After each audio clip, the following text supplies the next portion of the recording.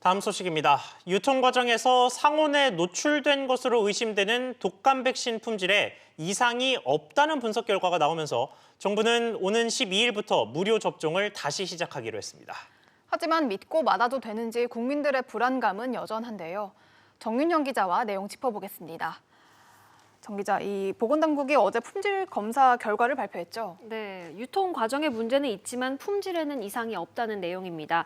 이 올해 생산된 독감 백신의 경우 상온에서 24시간 동안 노출되더라도 품질 변화는 없는데 이번에 문제가 생긴 백신 모두 상온에 노출된 시간이 24시간 이내였다고 질병처와 식약처가 밝혔습니다. 또 유통기준 온도인 2도에서 8도를 초과해 배송된 백신 일부도 검사했는데요. 모두 품질에 이상이 없다는 결과가 나왔습니다. 다만 효력이 떨어져 맹물 백신이 될 것으로 우려되는 물량 48만 도즈는 수거될 예정입니다. 네, 그리고 이번 주 내에 수거를 마치면 백신의 무료 접종도 다시 시작이 되죠. 네, 오는 12일부터 중단된 무료 백신 접종을 재개할 예정인데요. 당초 일정보다는 3주가량 늦어진 셈입니다. 이 접종 대상은 만 13세에서 18세, 65세 이상 어르신 등입니다. 네, 이 정부 발표에도 여전히 불안하다는 국민들이 많은데 전문가들의 견해는 어땠습니까? 네, 이 전문가들 사이에서도 의견이 분분합니다. 상온 노출이 의심되는 백신을 맞은 사람이 어제 오후 기준으로 3천 명을 넘었는데요.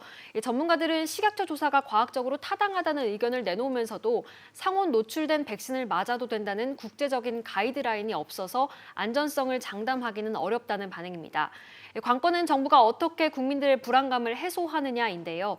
이 백신 유통 현황을 투명하게 공개하고 이상 반응에 대해 모니터링하는 등의 노력이 필요할 것으로 보입니다. 또 국민들의 불신이 지속될 경우 정부가 백신의 안전성 검증을 민간 연구소에 의뢰해야 한다는 조언도 나옵니다.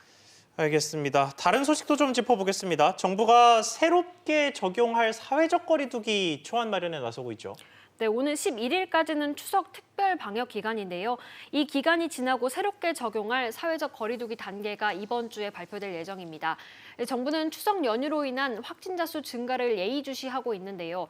추가 감염 사례가 폭발적으로 나오지 않는다면 다음 주부터는 지금보다 거리두기 단계가 다소 완화될 것으로 예상됩니다. 네, 정 기자 잘 들었습니다.